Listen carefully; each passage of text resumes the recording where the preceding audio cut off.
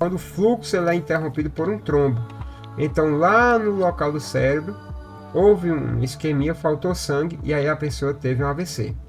O AVC hemorrágico é o contrário. Olá pessoal, sejam bem-vindos ao Ciências Curto e Grosso. Eu sou o professor Augusto Mota e na nossa videoaula de hoje nós iremos falar sobre as doenças relacionadas ao sistema nervoso. Se esse assunto te interessa, permaneça conosco e vamos à vinheta. Então pessoal, como eu falei na nossa aula de hoje, continuando a nossa série sobre sistema nervoso, nós iremos falar sobre as doenças relacionadas ao mesmo, né? Dentre as doenças, nós iremos ver aqui no caso a questão do AVC, né? Cefaleia, esclerose e Alzheimer. Iremos falar um pouco sobre esses 4 problemas aqui, certo? Primeiramente, em relação ao AVC. No caso do AVC, pessoal, basicamente essa sigla aqui, no caso do AVC, ele quer dizer acidente vascular cerebral, né? Que ele pode ter 2 causas. O primeiro é basicamente pelo entupimento das artérias devido ao colesterol alto. Veja bem, aqui eu tenho, no caso, a representação de uma artéria, né? E aqui o colesterol, que é a gordura no nosso sangue. Aí o que é que acontece? Pessoal, isso aqui ocorre tanto em uma artéria quanto um cano de um esgoto. Gordura nas paredes de um vaso, ela vai calcificar, né? Quer dizer, endurecer. Aí o que é que acontece? Nessa região aqui, pode acontecer, pela dificuldade da passagem do sangue, pode acontecer que ele coagule, vire uma bolinha que a gente chama de trombo, né? E essa bolinha ela vai circular pelo sistema circulatório, né? Pelos vasos, só que vai chegar num ponto em que ele não vai conseguir passar e vai entupir, né? E aí, dependendo do local onde ele entupa, pode causar uma trombose numa perna, né? Num braço. Se for no cérebro, vai causar o AVC, né? Então veja bem, outro problema que pode causar o AVC, nesse caso aqui é o excesso de sal, né? Ou no caso o aumento da pressão arterial, que vai causar justamente outro tipo. E lembrando que no caso a hipertensão ela é silenciosa, às vezes você não está sentindo nada e a pressão está 14, 15, né? Então tem que ter cuidado com o excesso de sal e principalmente quem tem problemas de pressão alta, né? E veja bem, no caso do AVC, além de tudo isso, ele também pode ser decorrente de uma vida sedentária, né? Alimentos hipercalóricos e salgados e também pela questão da obesidade. Então, por favor, nada de vida sedentária, cuidado com a alimentação, nada de refrigerante, salgadinhos, né? Que esses alimentos eles são hipercalóricos, fazem muito mal e vamos nos mexer.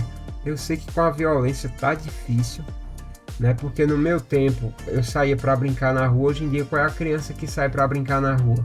Infelizmente no jornal essa semana estava passando, a criança levou uma bala perdida dentro de casa. Então, mas no possível vá a um parque, se movimente, pule corda. Se você tiver um quintal, você é um privilegiado, vá brincar no seu quintal, mas se movimente e principalmente cuidado com a dieta, nada de muito açúcar nem muito sal, certo pessoal? E aí veja bem, no caso do AVC nós vamos ter 2 tipos, o AVC isquêmico e o AVC hemorrágico. O AVC isquêmico ele é caracterizado pela ausência do sangue, entupido por um trombo. O hemorrágico é pelo rompimento da artéria devido ao excesso. Aí veja bem, pegando aqui, nós temos o AVC isquêmico e o hemorrágico, nesse caso aqui. Esse caso aqui é o AVC hemorrágico. O AVC isquêmico ele é causado pela ausência do sangue, né? Quando o fluxo ele é interrompido por um trombo. Então lá no local do cérebro, houve uma isquemia, faltou sangue e aí a pessoa teve um AVC. O AVC hemorrágico é o contrário. O excesso de sangue pode ser causado pela hipertensão, causa uma hemorragia e aí lá no local o vaso extravasa, então a pessoa tem um AVC. Então, o isquêmico pode ser decorrente do excesso de gordura na comida e o hemorrágico, o excesso de sal. Então, cuidado com a alimentação e seus hábitos, né? Então, veja bem, o AVC ele pode ter consequências graves, como perda da fala, perda dos movimentos, perda da sensibilidade, né? A pessoa pode ficar com um dos lados do rosto paralisado, perder o movimento das pernas, perder a fala, perder o movimento dos braços, né? Ficar andando de muleta. E aqui nós temos alguns exemplos, ó. Veja bem, no caso aqui, dificuldade para enxergar, formigamento nos membros, né? Forte dor de cabeça súbita, desvio na boca, dificuldade para falar. Então, esses podem ser alguns casos de AVC. Então, veja bem, no caso do AVC, a coisa mais importante, no caso, é o diagnóstico, no caso aqui, rápido, né? É você diagnosticar rapidamente, né? Ter um diagnóstico rápido para evitar lesões. Então, como diagnosticar um AVC? Olha só, basicamente é o seguinte: peça para a pessoa sorrir. Se ela ficar com um dos lados do rosto paralisado, primeiro sinal. Peça para a pessoa levantar os dois braços.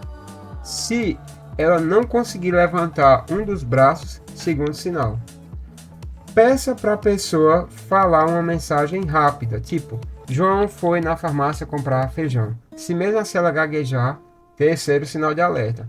Então chame urgente o SAMU, porque quanto mais rápido a pessoa chegar, menos possibilidades de lesão ela terá. Tipo, porque ela chega no hospital, se for um AVC isquêmico, o médico vai passar uma medicação para diluir o trombo. Se for um AVC hemorrágico, o médico ele vai passar uma medicação para diminuir a pressão. Então, quanto mais rápido se chegar, menos lesões irão resultar, certo?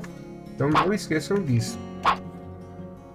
Depois temos a questão da cefaleia. Pessoal, cefaleia basicamente é qualquer dor de cabeça, né? Qualquer dor de cabeça. E põe uma coisa na cabeça de vocês: dor de cabeça uma vez perdida é normal, mas todo dia não é normal, né? Então a cefaleia ela pode ser causada por um problema na visão, um óculos vencido, né? Um problema hormonal, uma hipertensão, né? Uma TPM no caso das mulheres. Então ter dor de cabeça é normal. Agora, se você está tendo dor de cabeça todo dia, isso não é normal. Procure um médico, né? Procure um clínico, qualquer coisa, ele lhe manda para o neuro. Então aqui nós temos alguns tipos de dor de cabeça. No caso, você vai ter a enxaqueca, né? Que ela causa náuseas. Muita gente quando tem enxaqueca só fica bom depois que vomita. Gera uma fotossensibilidade. E aqui nós temos alguns tipos de dores de cabeça, né? Cefaleia tensional, que é no alto da testa. Enxaqueca, que é basicamente em um dos lados do rosto.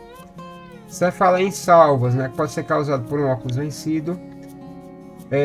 A sinusite, que é a inflamação dos ossos do crânio, são as sinúses que são buracos dentro do crânio, né? E aí junta secreção, e aí tanto você pode ter a dor de cabeça nessa região da testa como nessa região da bochecha. Hipertensão, que fica no alto da cabeça, muito perigoso. Se você está com dor de cabeça aqui no alto da cabeça, procure uma UPA, né? Afira a sua pressão, certo? E a secundária aqui no lado da cabeça, que pode ser causada por tipo um bruxismo à noite, né? Tá rangendo os dentes enquanto sonha. Depois nós temos a questão da esclerose. No caso da esclerose, veja bem, a esclerose ela é caracterizada é uma doença degenerativa e é caracterizada pela morte progressiva dos neurônios, né? E com o tempo, desculpa, só que isso vai acontecendo no decorrer dos anos, aí praticamente a pessoa vai perdendo funções cerebrais importantes, né?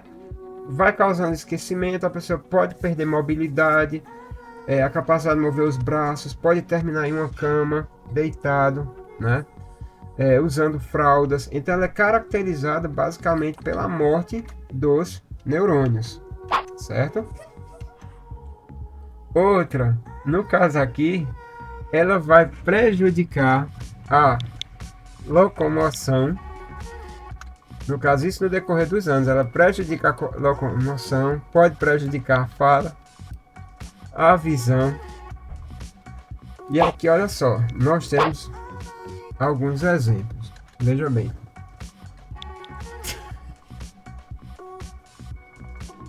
Cala essa boca. Sai. Fazendo meu vídeo aqui.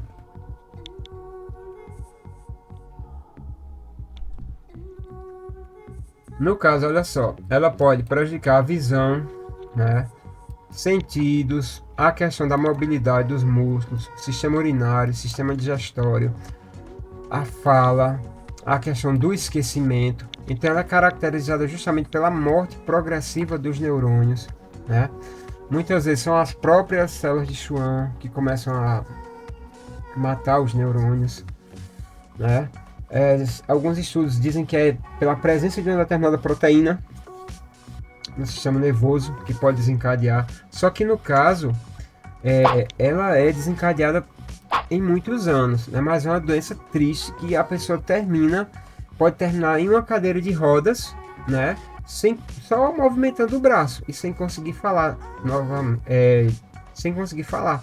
Tem muitos filmes bons, né, em relação a isso, que pessoas que têm esclerose e no decorrer dos anos vão perdendo a mobilidade, né? Filmes ótimos em relação a isso. Você pode ver lá na Netflix, no caso.